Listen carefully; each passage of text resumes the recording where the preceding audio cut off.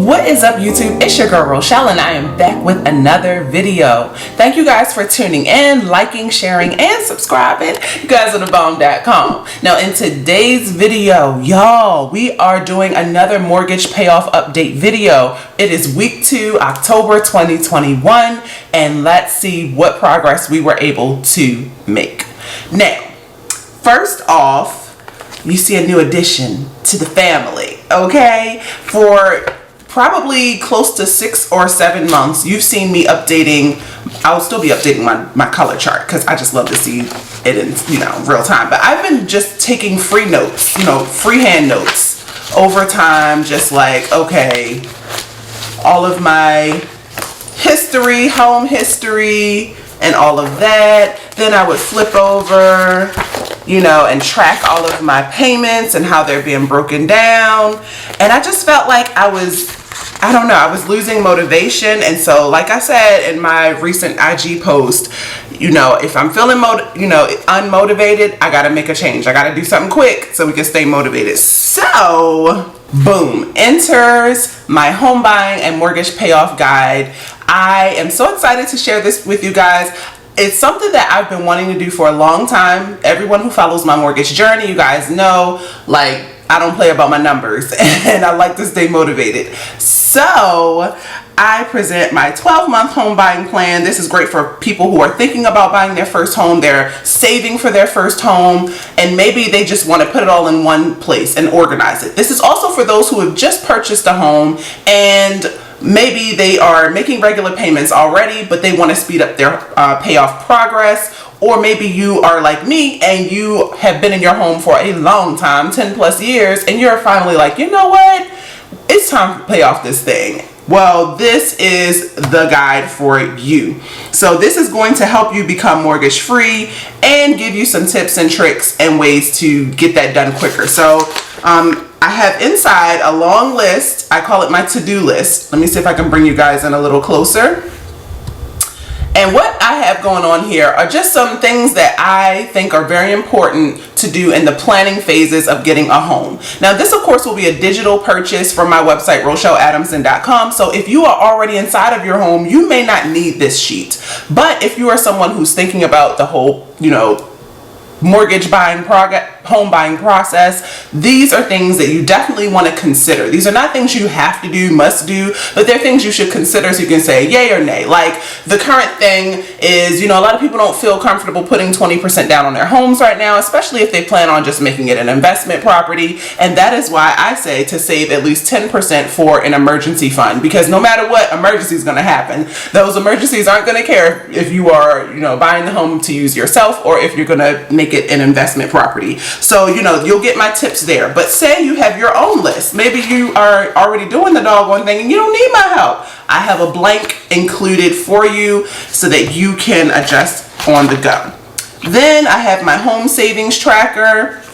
This is where you track your amount that you have saved for your home, or maybe you want to continue to save even after you've purchased your home so that you always have a savings account to pull from. And I basically have it broken down by month over month. And I have a space to add in the amount saved, your credit score, and your percentage to your goal. I have that on 2 pages because I wanted to give you at least like 12 to 18 months of room. I think how it broke down is all the way to June. So yeah, you'll have 18 months of savings to track. And because this is a digital purchase, undated, you will be able to use and reuse this time and time again. This is probably my favorite page. I'll zone in just a little bit more because this is where I think that this is the meat and potatoes of buying your home. So these are you could make this your list of, what you would like to have in your home when you're, going in and out of homes and you're, comparing homes. You could make multiple copies of this sheet alone and make it for each home. And you can compare the numbers at a snapshot nice bird's eye view to make sure you're getting what you want out of your home buying experience. So it's going to have your purchase price, or their asking price, the monthly minimum payment, what the payment will include, the term of the loan, how big the home is, where the home is, the value of the home, all of that stuff, even your credit score, household size. And then this way, even after you buy your home, you know, it's always good to have these numbers, to know these numbers. And I feel like as home buyers, that's not really something we're told. We kind of sign a million papers, they give you this big old folder, and you probably never look at it again because you're just so excited about your first home or your second or third home. So that's definitely a paper that I can't wait to fill out. Then we have the mortgage payoff tracker, which is going to have room to list all of your extra payments that you plan on making to knock this mortgage out. And I think, yep, after that is the payment breakdown, which is what I went into great detail about in my last mortgage update video, which talks about how your payment breaks down over time. Your mortgage payment does not stay the same the entire time you are paying it, guys. So you want to keep a close eye on your interest, on your principal, and on your escrow, so you know, hey, my PMI has fallen off. Hey, I can add extra money now toward my principal. You want to be aware of what things to look out for, and if it doesn't happen, you want to call your bank or credit union. So I gave room for 18 months plus there. Then you have your bills, because there's so many times I see, you know, people very concerned about their mortgage payment, and they're thinking, oh, I can afford that. But I encourage you to list out the bills, the other bills of the home, the utilities, the extra insurance, buying of furniture, all of that stuff. There's so much more to a home and what it costs in addition to the mortgage. Then you got your expense tracker. You know, you want to know just how much money you are spending on your home at all times, and that way you can hold yourself accountable for any spending and stay on budget. Then I have my renovations and repairs sheet, where you can feel free to keep track of when the plumber came out, the maintenance man, maybe you got to cover some HOA fees, maybe, you know, you're planning a big project and you want to know, you know, write down quotes that you might get from different vendors and different businesses. You want to just have all of that information ready to go on one sheet. Boom. Then you have your sinking funds tracker. You know, you want to save for new furniture. You want to save for a new refrigerator. Or maybe you're already saving for those things before you even get inside of your home. You can track all of those funds here. Then you have your wish list. Maybe, you know, you're out shopping and you have a color scheme you want to stick to, or maybe just anything. Maybe you're like, oh, I would love to build a shed in the backyard, or maybe a swimming pool. I always tell people, write down your dreams. You never know how close you might be to actually achieving them, and it'll help keep you organized, and you can compare the interests that you have with the other people in your home and make sure that everybody gets something out of the deal, something that they want. Then I include an undated monthly overview calendar in case you want to print as many copies as you want or use it digitally, so that you can, you know, go month by month and see everything that is owed, that must be paid or done for the month. Then we come to one of my this is my second favorite part. This is actually the last part of the guide. This is the mortgage payoff challenge. Because you know, I'm always making something a challenge, a savings challenge. Come on, y'all. So this is going to give you space for every single month of the year to make extra mortgage payments. I don't care if it's $1. I don't care if it's $5, y'all. It does not matter. When it comes to paying down your mortgage, little payments count too, okay? So you're gonna have room for your starting balance, the amount that you paid, the total, and the difference. And I made it large enough so that you could have it for 3 pages. And there we go. This is my new home buying / mortgage payoff guide. And tell me what you guys think in the comments about it. Definitely check out my website to get more information about it. And let's fill it out. I'm excited. Let's do this.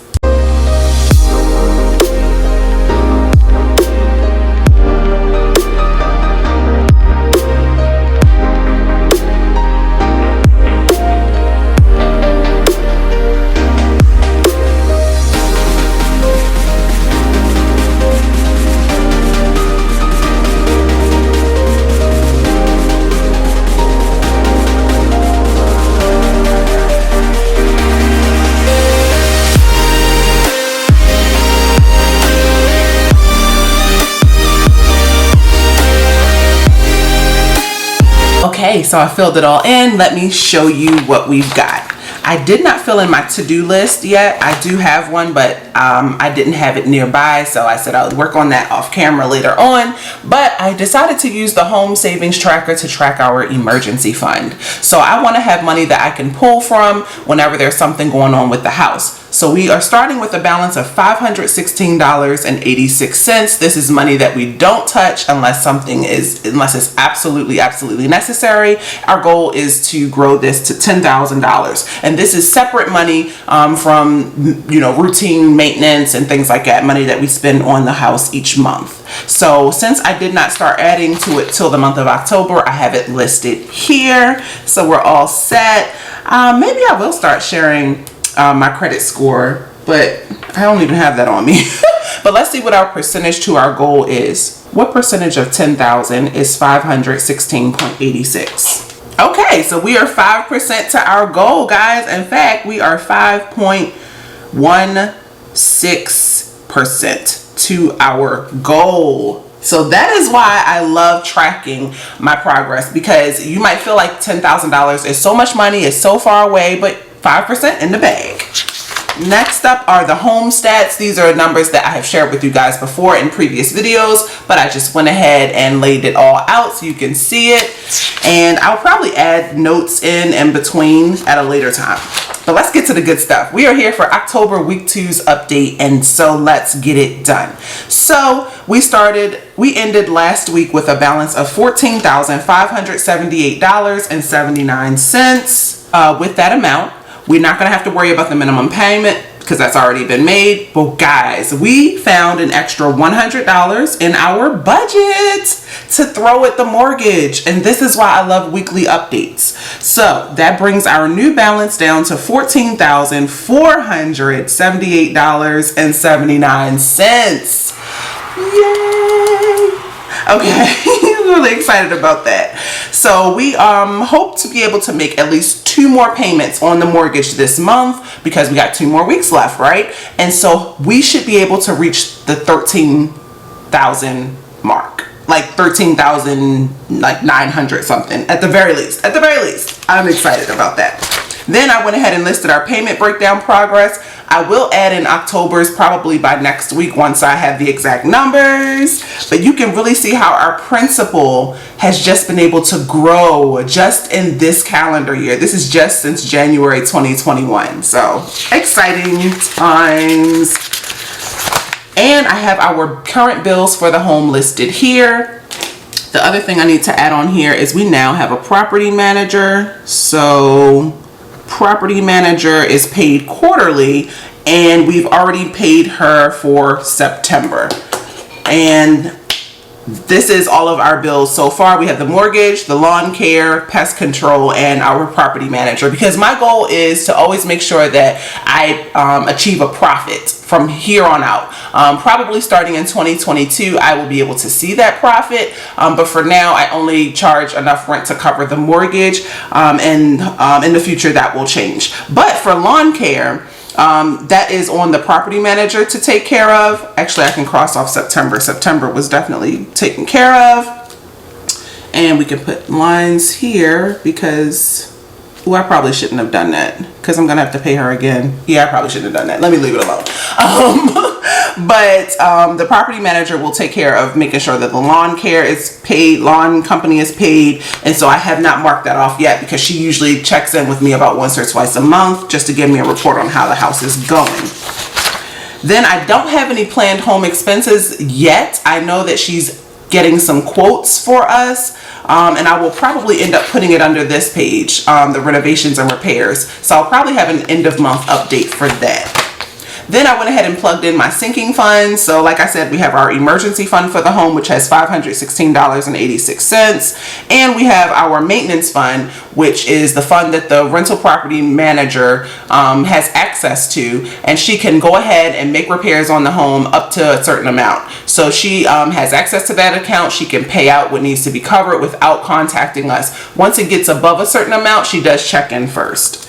it's just been very hands off. I know that, you know, a lot of people out there are always wondering, like, should I get a property manager? It'll eat into my income.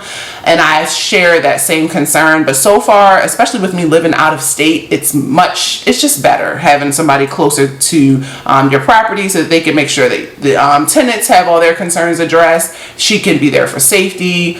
She's there in their time zone, all of that stuff.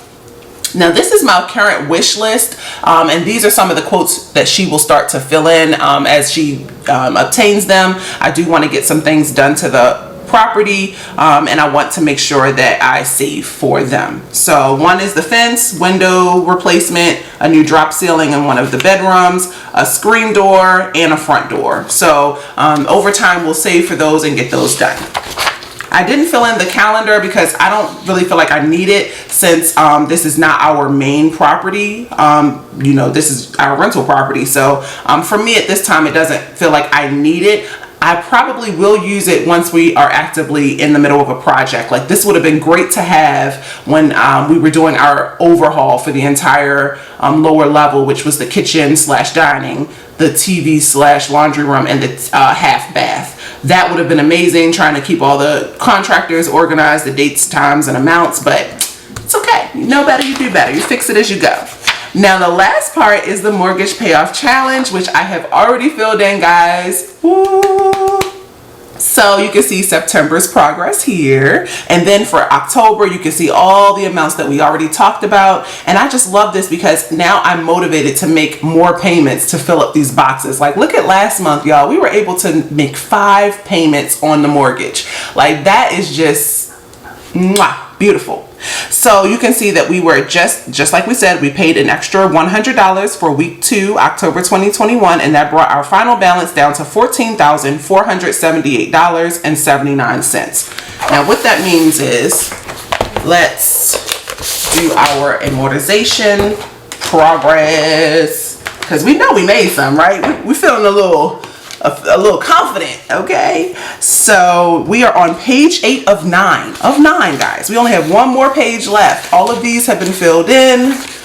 You've seen these in past videos. This is blood, sweat, and tears right here.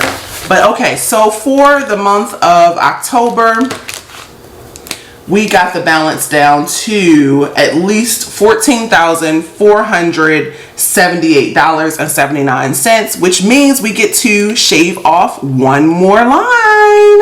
And we're only halfway through October. It's just awesome. So today, we will just say today is October 13th, 2021, and we are 2033, so that's 12 years from now. And June, July, August, September, October, we are still on track, keeping ahead by 12 years, 5 months ahead. So hopefully by the end of this month, since we've made our regular mortgage payment, y'all, and it's time to, you know, make a little more progress, the goal is to get under 13K, right? Well, under 14K. And so to do that, we need to make payments totaling at least $13,891.58. So that's going to be my goal. That's going to be my goal. Then the last thing I want to do is color in our progress on our chart. It's been a long time coming, y'all. Long time coming. Look at this mortgage chart. And since it's a new month, we will use a new color. So we should use gray next. So we got the balance already down to $14,478. So that means we can shade in one line. This is so beautiful. Like, this is telling you guys, I was not feeling this mortgage this month. I'm like, oh, my free money, all the money we worked so hard to bring in through this door. But I'm like, we need to get it done. We just need to go ahead. Okay, so that's the mortgage progress, and you can see over time how we kind of got behind. This is like an old budget planner that I bought from Sons and Roses, and I love this thing. It had everything. I used to keep all my stuff in here. This was great for on the go. But anyway, this is my mortgage plan for 2021. The goal is to, of course, be mortgage free, debt free by December 31st, 2021. You can see what our starting balance was. This included our mortgage and our debt other debt, school loan debt, medical debt, what else? Credit card debt, anything you can think of. But this right here was, this plan right here, this calendar view here included all of our mortgage debt only. So July we were doing, you know, we were staying ahead. We had actually gotten ahead in, I think it was May. See, I stopped filling this in. That's why I should never have stopped. We were making such large payments, y'all. Look at January. We paid $3,646 on the mortgage. Beautiful. But we kind of got behind in the month of July. We were supposed to hit 15K in July, and we actually did not hit 15K until September. So we are about 2 months behind at that point. Now, we caught up a little bit because we did get it down to 14K in the month of October. But look, my goal was to be way under 10K by now, and we're not. So that kind of like stung me a little bit, and that kind of lit a fire under me. And this is the reason why I always say to write stuff down and then go back and look at your goals. And just because we didn't meet our goal to have the mortgage paid down by 10K, the thing I have to remember is we spent money here on kitchen reno. We spent, you know, the budget was to only spend about $10,000 toward the mortgage. I'm sorry, toward the kitchen repairs. We call it the whole lower level. And it ended up costing way more than $10,000. It actually costed $20,000. So that is where that extra 10K came from. So, you know, it still went into the overall repair of the home. I'm not going to knock myself, but I am going to try and get as close as I can to getting this mortgage under 10K. Under 10K by December, so in the month of December. So we got 2.5 months to get that done, okay? We can do this. We can so do this. So, like I said, guys, this is my new 12-month guide, and I'm just excited to see what we do to finish out Q4 of 2021. That's all for today's video. I'll see you guys in the next one. Until then, peace, love, and budgets.